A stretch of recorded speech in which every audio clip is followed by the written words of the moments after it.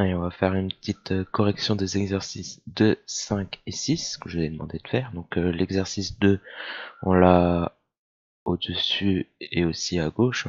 On doit interpréter et déterminer les valeurs graphiques, donc dans chacun des cas d'un calcul d'intégrale. Donc l'interprétation, je vais le faire oralement. Donc pour la question 1a,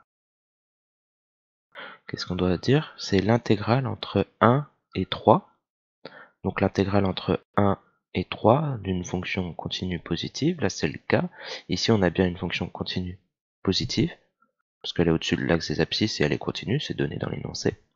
Donc l'intégrale entre 1 et 3 de f de x dx, c'est l'aire du domaine délimité par la courbe, par l'axe des abscisses, et les droites d'équation x égale 1 et x égale 3. Donc en x égale 1 on a ici, x égale 3 là, donc c'est l'aire que je vais hachurer en bleu. Donc tout est important dans la phrase, ce que je viens de dire. Donc je le répète au cas où c'est pas clair. C'est l'aire du domaine délimité par la courbe, l'axe des abscisses et les droites d'équation x égale 1, x égale 3. Je vais l'écrire une fois pour que ça soit clair. Donc l'intégrale de f de x, dx, et l'aire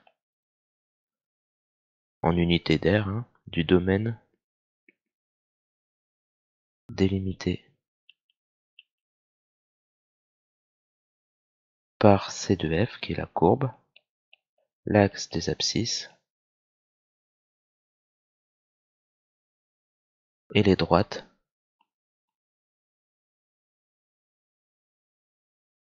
d'équation respectives, x égale 1 et x égale 3. Bon. Une fois qu'on a compris ça et que d'après ce qu'on a assuré entre 1 et 3 de f de x dx, on voit bien que c'est un rectangle de dimension 1 sur 2. Donc l'aire d'un rectangle, 1 fois 2, donc 2. Voilà. Question 1b, donc il faudrait refaire le même genre de phrase. Nous, on va directement faire le calcul, donc entre moins 3 et moins 1. Donc entre moins 3 et moins 1, je vais hachurer encore en bleu. Donc je prends entre moins 3 ici, en haut, on voit, sur le graphique, moins 1, hop, hop, et ça reviendrait à calculer cette aire-là. Bon, ça c'est l'aire d'un trapèze, soit on utilise la formule de l'aire d'un trapèze, moi je vous propose comme on a fait avant, c'est de découper en somme de deux aires qu'on connaît. Donc l'aire bleue c'est l'aire d'un rectangle, ces dimensions ici, donc on a dit que c'était 2 sur 3. Et les dimensions du triangle rectangle, donc c'est 2 sur 2 pour le côté. Donc dans la formule là tout en bas à droite, je vais écrire d'abord l'aire du rectangle, 3 sur 2, donc 3 fois 2. Et pour l'aire du triangle rectangle, donc les deux côtés de l'angle droit c'est 2 et 2. Donc base fois hauteur divisé par 2, donc plus 2 fois 2 sur 2. Ce qui nous donne 3 fois 2, 6, 2 fois 2, 4 divisé par 2, 2, ce qui nous donne bien 8. Si vous avez utilisé, donc je vais faire le petit calcul à côté, si vous avez utilisé l'aire d'un trapèze, donc vous avez quelque chose comme ça à peu près. Ici on avait 2, ici on montait de 3, et là on montait de 5. C'est ce que vous avez. Donc ça sera avec une méthode trapèze.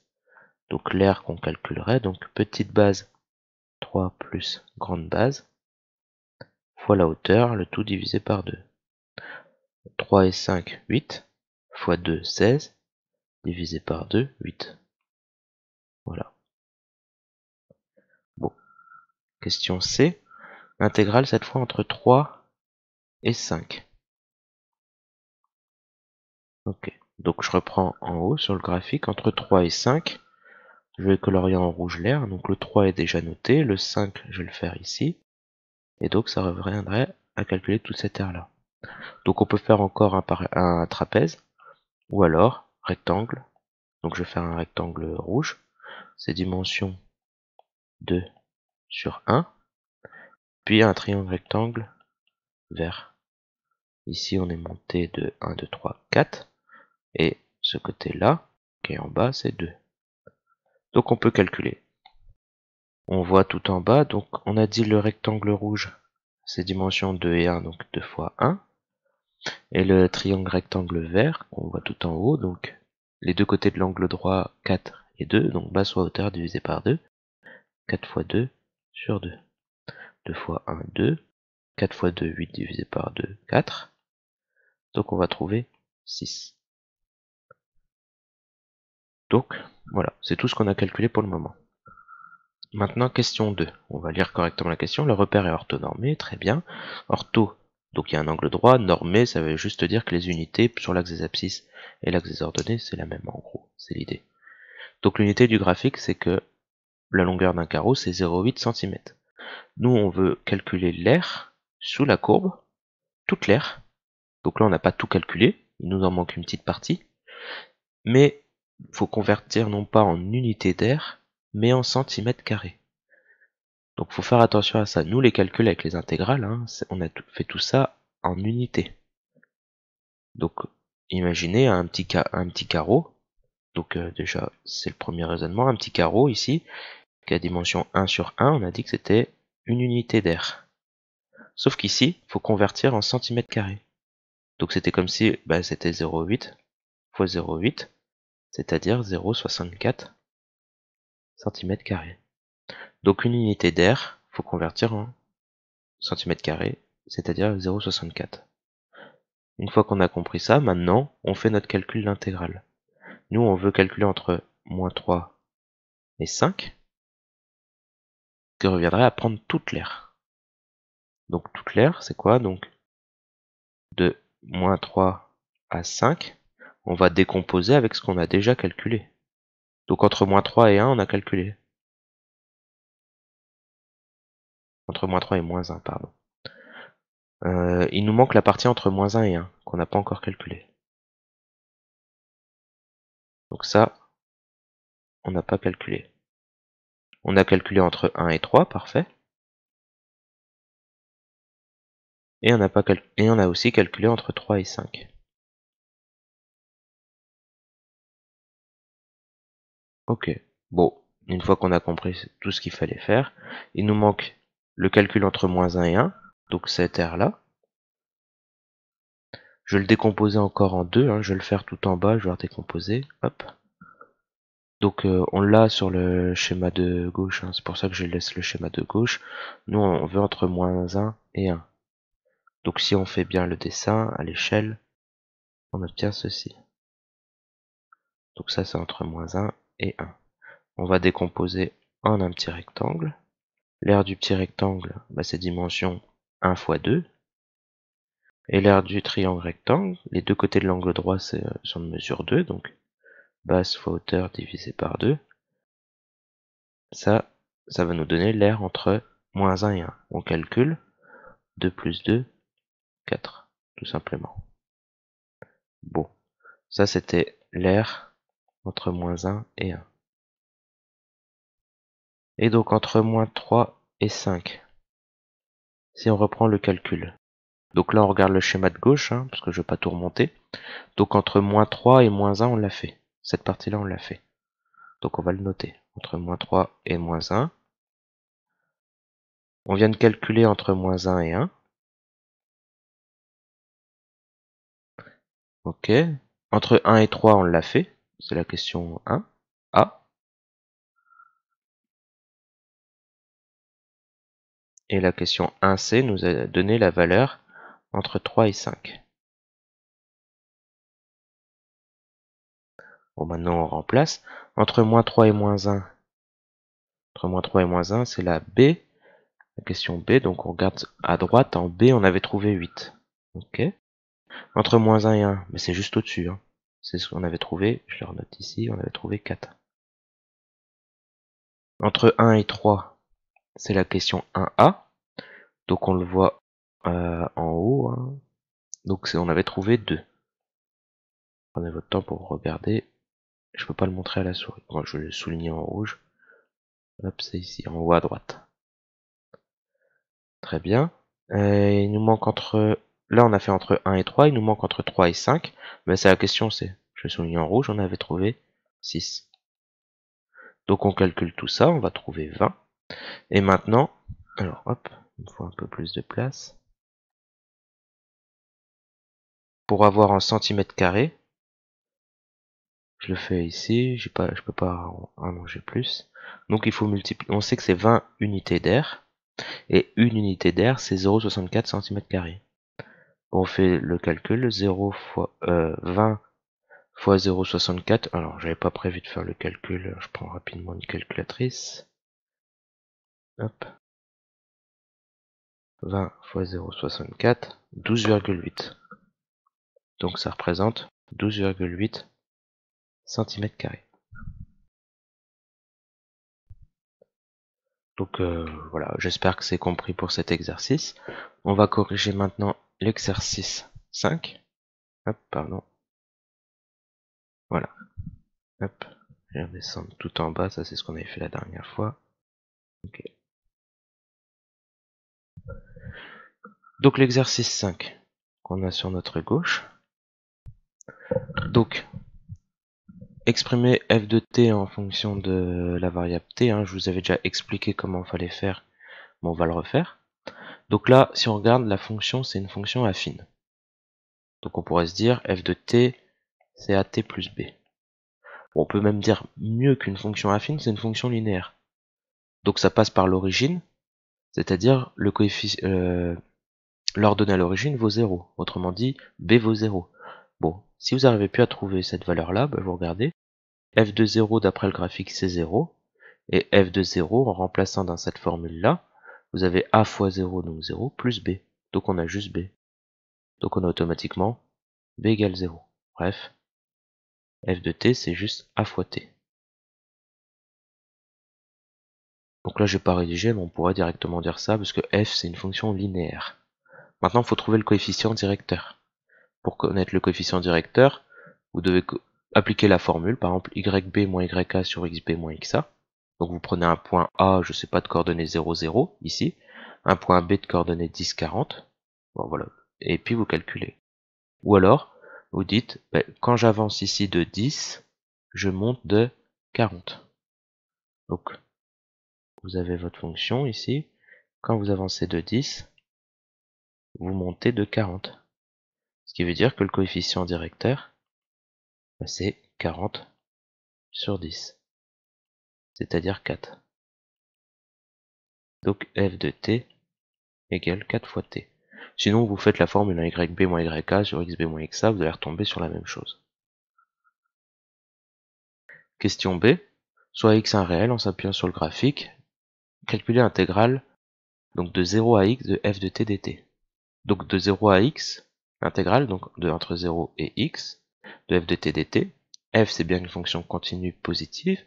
Donc qu'est-ce que c'est dire cette intégrale? C'est l'aire délimitée par la courbe, par l'axe des abscisses, et les droites d'équation t égale 0. J'utilise la variable t parce que ici l'axe des abscisses on le repère avec la lettre t, et l'équation t égale x. Autrement dit, ça revient à calculer l'aire du domaine coloré. C'est un triangle rectangle, donc pour calculer un triangle rectangle, il suffit d'avoir ces dimensions de l'angle droit.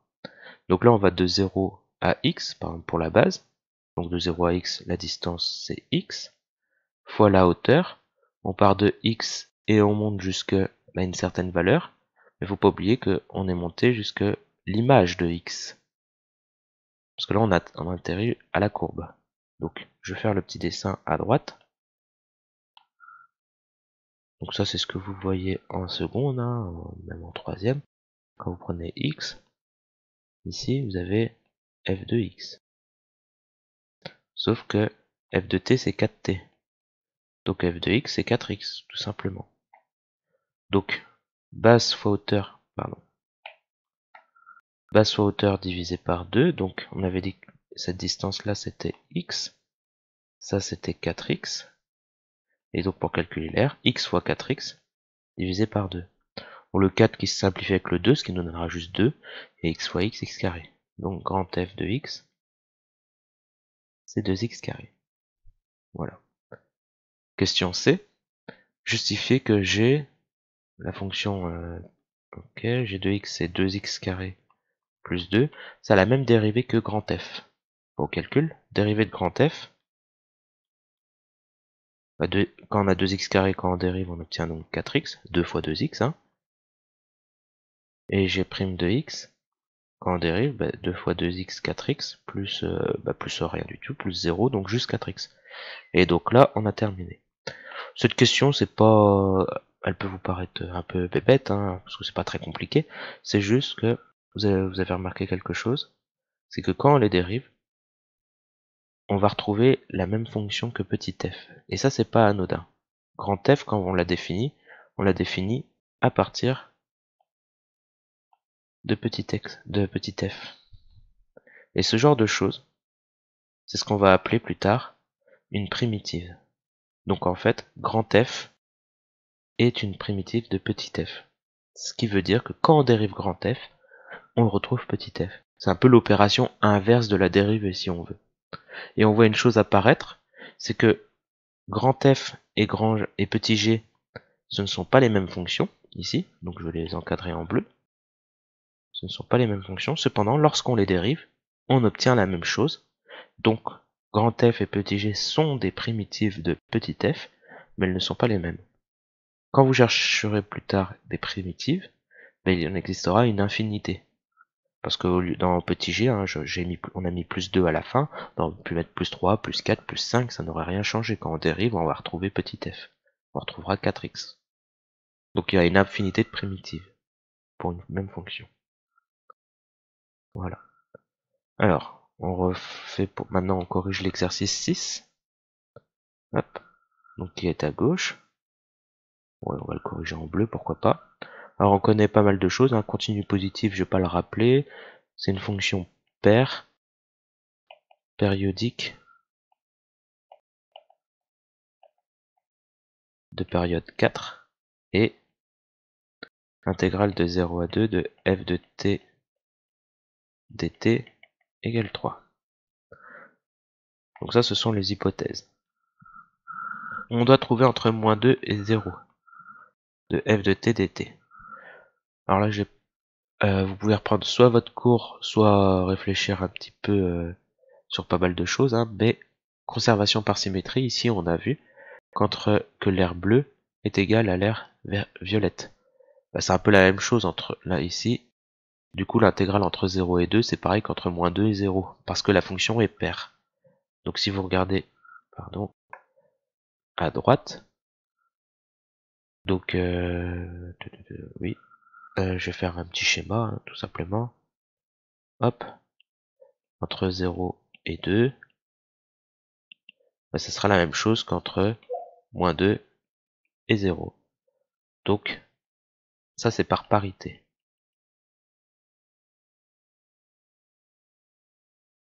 Car f est paire. Petit b. L'intégrale entre moins 2 et 2.